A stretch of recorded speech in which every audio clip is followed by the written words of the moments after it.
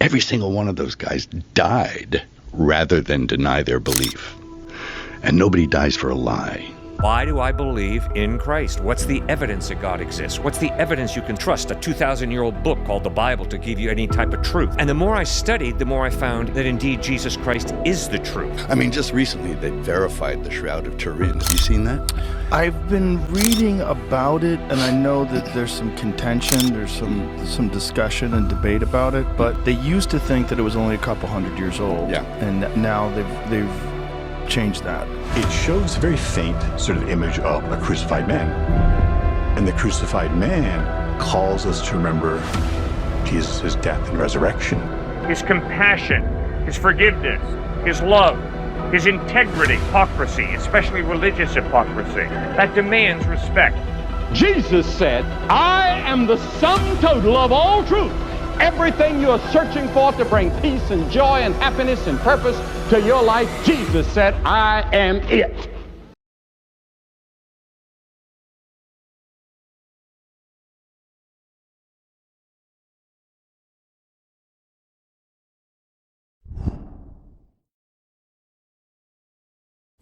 Hello friends, my name is Ryan, and in today's video, I'm going to be talking about, I'm probably going to be all over the place in today's video, so that's just a fair warning. But I'm going to be talking about why I am strongly convinced that, I mean, not only is there a God, but that too, it's Jesus Christ.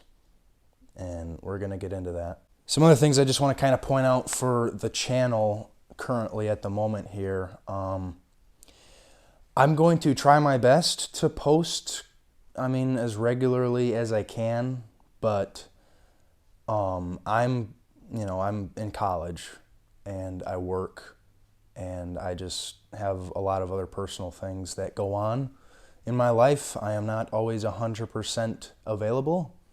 So if I can't get a video out for like a month or something, that's why. So I hope that makes sense. I hope you're understanding. I have a life as well and lots of things that I do and are important, because this is not like my career per se, right? This is just my passion and something that I felt called to do, right? But I guess to begin, I want to throw this one point out there. I had the privilege, pretty recently actually, to debate with one of my good friends. And we stayed up until 4:30 in the morning. We were maybe talking for like, 3 to 4 hours about, God and stuff. And I respect him, right? I respect his beliefs and I respect what he stands for and who he is as a person. I love this kid. He's my best friend, right? But he was incredibly dishonest with his main point. This was his whole main point for the whole argument, actually. And I was trying to show him, like, hey, what you're saying actually doesn't really make a whole lot of sense. And in that same sense, you're also contradicting yourself. I'm going to have to just probably explain what this person believes, and then we'll go from there. But this specific said individual, I would argue, is agnostic, because he believes there's a higher power. He believes that there's something, some sort of higher power up there, but he doesn't believe that it's God, or doesn't believe in the evidence, I guess, for there being a God, even though there's a bunch, and we will get into that. But his main point that he was trying to get at was that if with 100% certainty that you can prove it to be true, then it's true. And if you can't, then it's not. So the sole fact that you can't prove that God exists, to him, was an automatic turnoff to the idea of there being a God. And again, I can understand where you would come from with thinking this, but you, in thinking this, you're being dishonest with what your worldview is and what you think, because you cannot prove 100% certainty about anything. Now, let me rephrase this. There are some things that you can prove, I suppose, but not everything to 100% certainty, which is what his worldview to him is what he claimed to be, which is why he is not even open-minded to the fact of there being a God, because there's no proof, right? That was the whole issue here, because there was always the possibility of new evidence coming about in the future to completely disregard or discredit that belief that you think is proven to be true with evidence. Because here's what it is. We don't base our lives on proof. We base our lives on evidence. Let me go further into detail. When you go to a restaurant, right? Like a new, completely new restaurant that you've never been to before, right? When you go and order food, you are not sitting there speculating whether your food has been poisoned by the chef or not. You can't prove to me that your food was poisoned by the chef because you did not bring a medical kit to test and examine the food that you were about to eat. You do not know for certain, or you cannot prove for certain that your food is poisoned or not. Now, that is when the evidence comes in, right? Well, okay, let me rephrase that again. You can essentially, I guess, prove that the food is poisoned if you bring a medical kit in. But I don't see a single person when they go out to eat having a medical kit by their side, putting like the thing in the food, testing it, and then seeing if it comes back positive to some poison or something. No one does that. Not a single person does this. Why? Because we don't base our lives on proof. We base our lives on evidence. And I would argue that whatever new restaurant you went to, you probably looked at the evidence, which would consist of reviews. And these reviews probably stated that the restaurant food is good and that the service is good. And that is why you now have the faith and belief in these people who are saying these things that this restaurant is good. But you couldn't prove it, unless if you brought a medical kit with you, that your food would be poisoned. But again, there's not a single person I know that goes out to eat bringing medical kits, because there's not a single person that can live that out. And that was what I was trying to point out to my amazing friend the other day. But he was being very arrogant and stubborn when it came to that point, because he was just simply saying that since you can't prove God exists, it can't be true. But here's the other thing. You also can't disprove God's existence. You can't do it.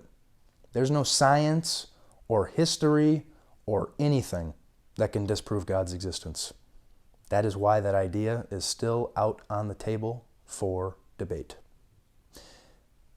And here's the thing too. I stand by what I just said previously, because here's the thing.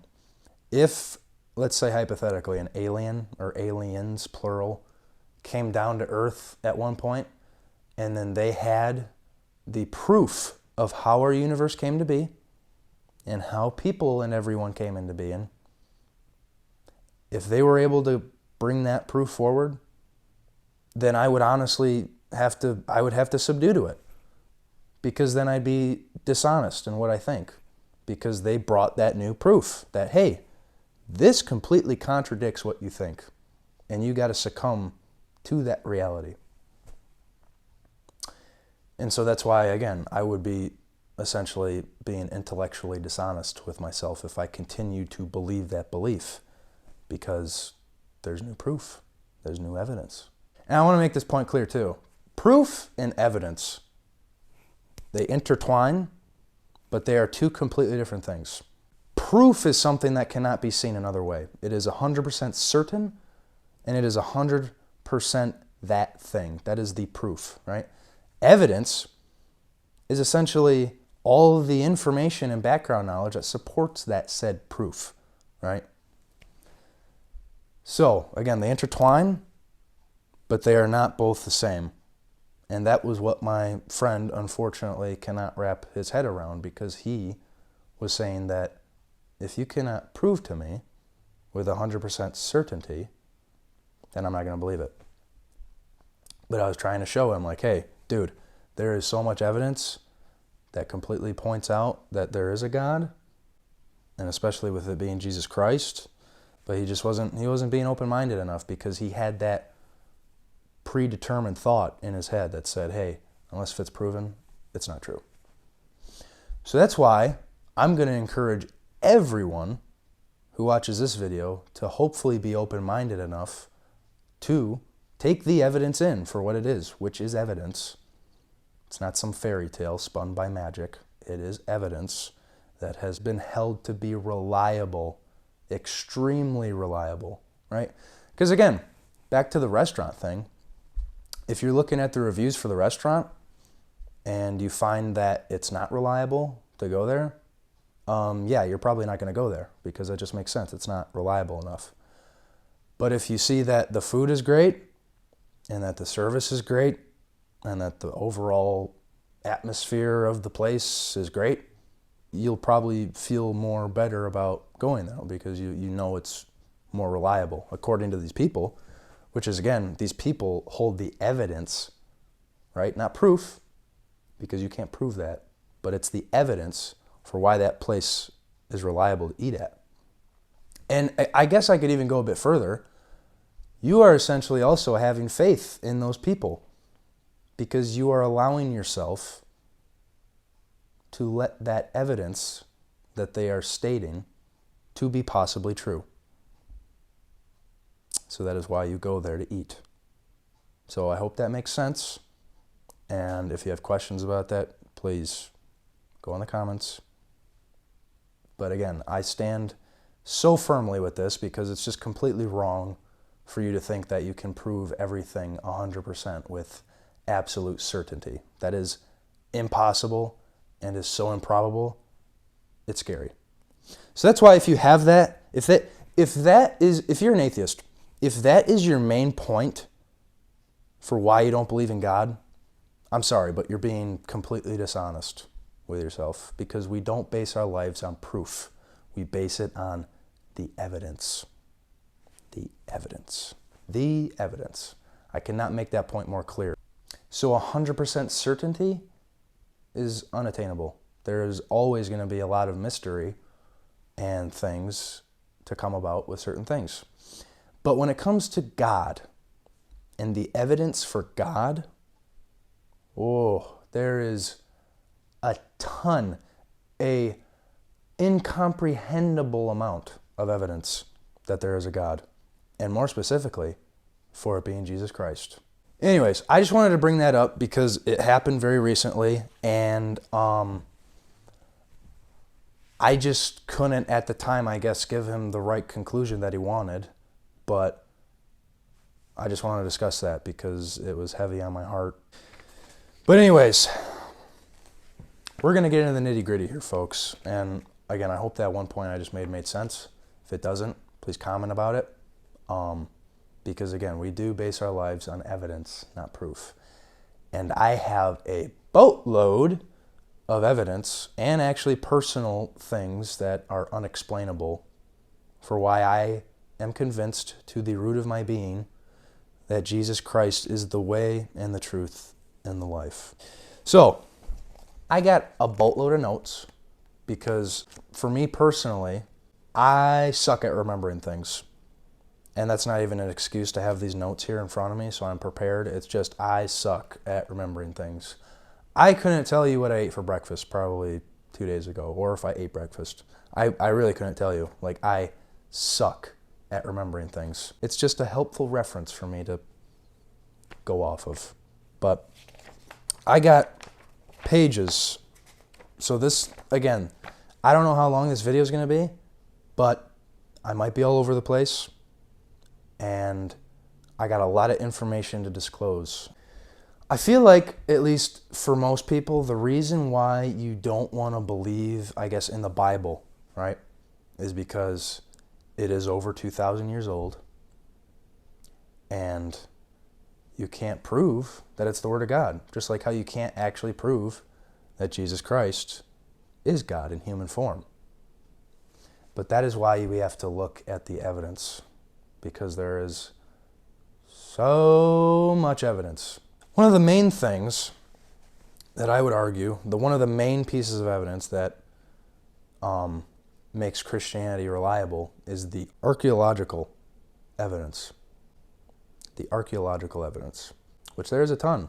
There is quite a bit that historians were able to look at and date back to certain dates and accurately prove its authenticity, right? I'm probably not going to get into all of the pieces of evidence actually, but there is proof of archaeological evidence that proves a lot of people to have existed from the Bible. Like for instance, King David. If you don't know about David, David and Goliath, right? He killed the giant with the slingshot stone, okay? And then he was essentially afterwards made the king of Israel at the time, okay? Little backstory. All right, the cont'd stele, which is essentially a stone tablet. This is a tablet that was dated back from 900 to 850 BC, which means it was 850 to 900 years before Christ. In the tablet, it was inscribed, House of David. So this one thing, this stone, affirms that the united monarchy under King David existed in history and flatly contradicts the long-held opinions of skeptics who denied that David ever existed. And that's, again, this is Old Testament things, but again, if people don't claim that the Bible is reliable enough, then they're not going to believe Old Testament figures as well as Jesus. So I just figured it was an interesting point to point out. But you could literally look this up. It's called the cont'd stele, and it was dated from 900 to 850 BC, and it has the expression House of David on it. So how can some archaeological thing like that exist that was dated from that time exist if that person wasn't real? I want to point something out too. I am fairly new to the belief, and I am by no means, I guess, fully qualified to an extent because I don't know everything. I don't know everything yet. I actually haven't even fully read the Bible cover to cover. Okay? So I'm just being honest. I don't know everything that there is to know. It's been less than a year from when I started taking Christianity very seriously. So that just puts in perspective that, yeah, I actually don't know everything because I don't have the years on me. But I know enough. That is why I feel confident enough to make this video. So here's what, I'm going to just continue, but Pilate, not like a plane pilot, right? Like this guy's name was Pilate. And there's a stone, it's called the Pilate Dedication Stone. And it kind of silenced a lot of people who questions Pilate's existence. Because it said on there about Pilate, if you don't know who he is, he was a ruler at the time. And he was the one who sentenced Jesus actually to death. He was the one that was like, all right, we got to cut this guy off. He's done. We're going to sentence him to death. And skeptics frequently denied his existence until the discovery of the stone, which identifies Pontius Pilate as the prefect of Judea at the time. Because that's another thing too. I told you I would be all over the place in this video. How is it that the world just all kind of agrees to run on the Christian yearly calendar? Right? Because that's why it's the year 2025, if people don't realize this. It's because approximately 2025 years ago was when Jesus Christ was born. And then the world used his birth as the start of a new era because it was an event that was so significant that it changed the course of human history. So how is it that our yearly calendar, which everyone again just believes to be the year 2025, How is it that some sort of event during that time couldn't have been significant enough to make such a change? I would argue something did happen, because if something didn't happen, then there wouldn't have been any reason to make a new era, right? Because that's why when I say things like BC, that means before Christ. I feel like people know that. But when you say things like AD, that means Anno Domini, which means the year of the Lord. Some people think it means after death, like the after death of Jesus, but that's not true. It means Anno Domini, which means the year of the Lord. Okay? So, 2,025 years ago, roughly, was when Jesus Christ was born. Okay?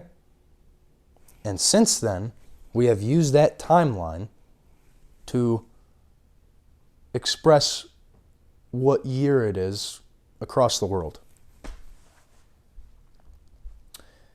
If that right there isn't enough evidence for Jesus to have existed, then I don't know what is. Just that point alone. But anyways, archaeological evidence. There is a bunch. I just brought up those 2 stone templates, right, to give evidence for what happened in the Old Testament and also the New Testament, that some events were reliable and probably true, because there's stone templates that say certain things that were said in that scripture during those times. Again, and I'm not going to bring in a bunch of different, I'm not going to bring in every piece of evidence, because you probably have a computer or a phone at home, because if you're watching this, then you have access to the internet.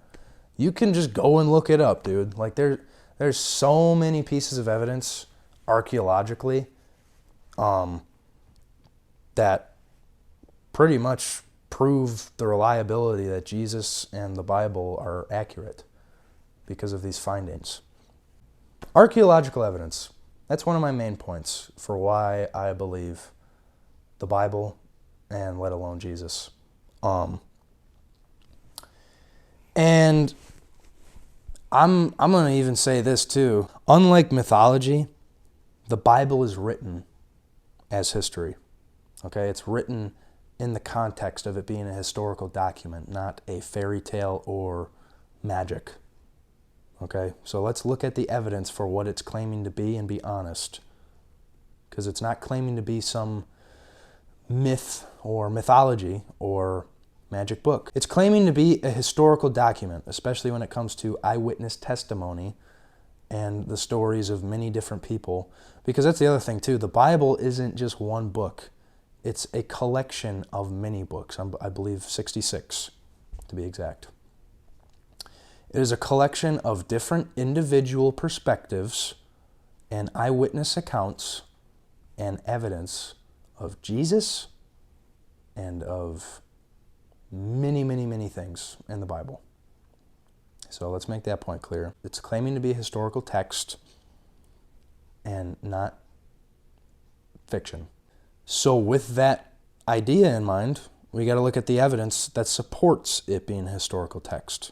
And again, when it comes to archaeological evidence and artifacts, it points to the Bible to be accurate, especially when it comes to archaeological evidence. Okay, so that's one of my first points.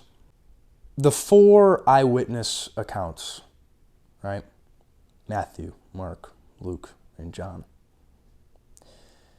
These are the accurate 4 eyewitness accounts of who Jesus was, what he taught, how he died and resurrected. And people will probably say, well, your book is over 2,000 years old. How do we know today that we accurately have what was said and has been seen 2,000 plus years ago?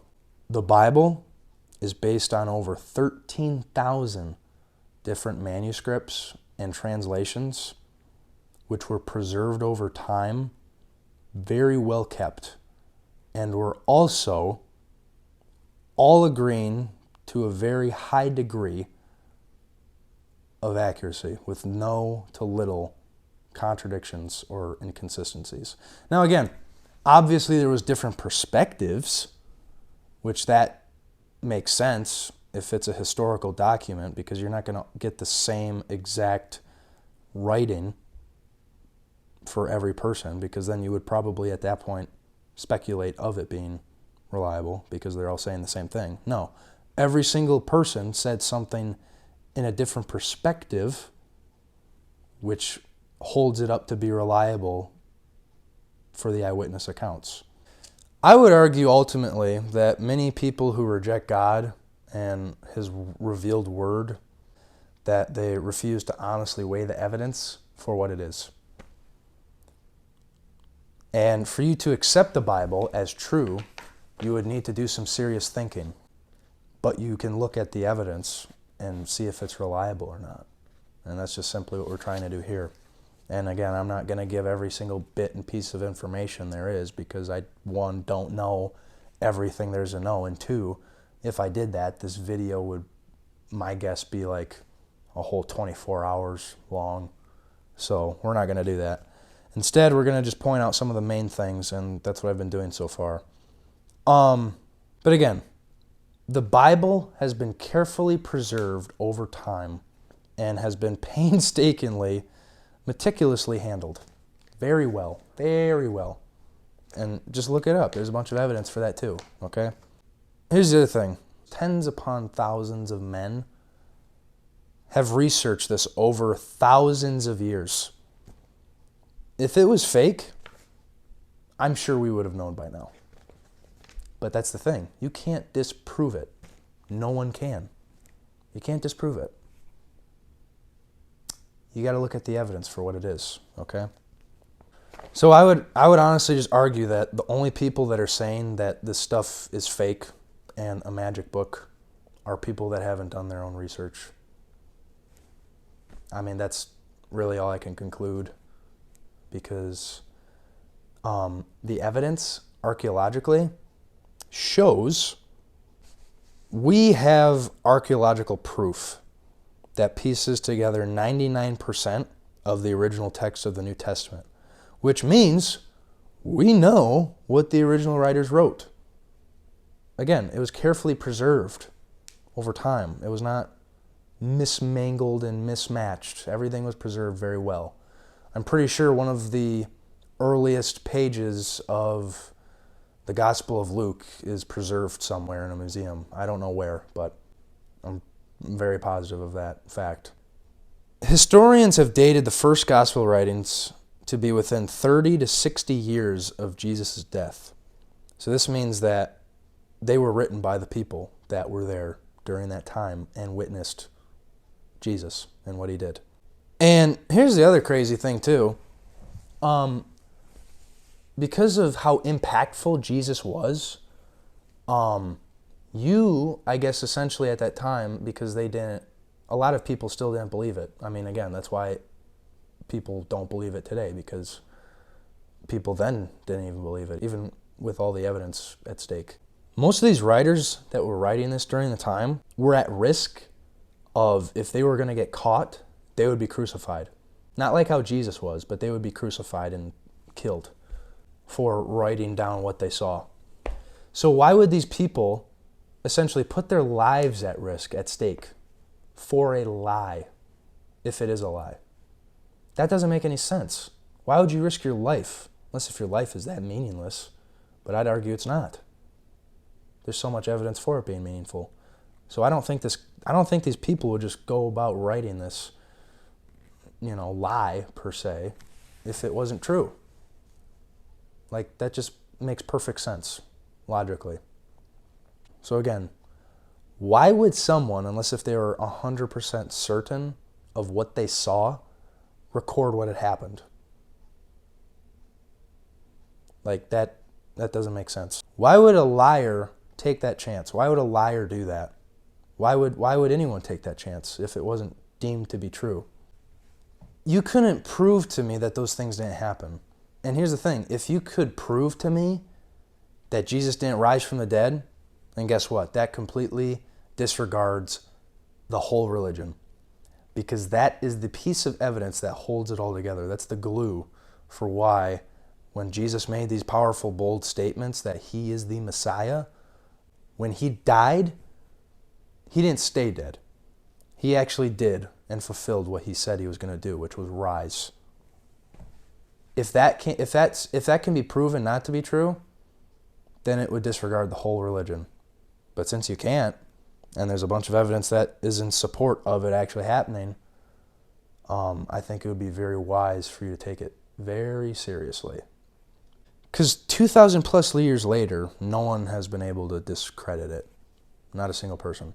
In the court of law, you just need one eyewitness to convict a man.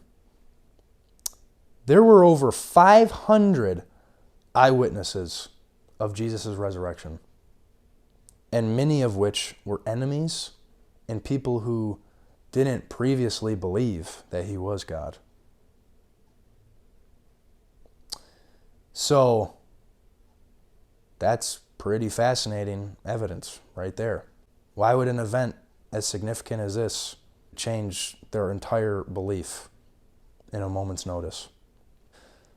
This guy named Saul, who was a Jew and also a Roman citizen, he was kind of like upper class, but he studied scriptures with the rabbis and the teachers, and believed that Christians were blasphemers for believing a man who said he was God, or that God could be his father. He was such an enemy of the Christian church that he chased down Christians on a horseback, entered their homes, hunted them down, and chased them to prison. His anti-Christian zeal took him so far that he not only chased down the men, but the women too. Yet he himself writes about Jesus appearing to him after the resurrection. Guys, this is evidence, okay? It's not spun by a fairy tale or some magician or some anything else, right? This is evidence. You got to look at it for what it is, because it's claiming to be a historical document, okay? And again, you can't prove it, but the evidence outweighs. But for Saul, for instance, it instantly made him a believer. And he went on to become the world's greatest missionary for the Christian church. And guess what happened for him doing that? He faced many years in prison or torture. So why would a guy who originally would chase down these Christians who believed in Christ, all of a sudden, after seeing Jesus, believe, and then have exactly what would happen to what he did to people happen to him? Why would he allow that? Unless if it was true. Unless if he was certain. Because here's the thing. This guy at any time could have said that he just made it all up to, get out of prison and stuff. But he didn't. Instead, he clung even more to his belief, and he actually wrote most of the New Testament. This guy named Saul of Tarsus.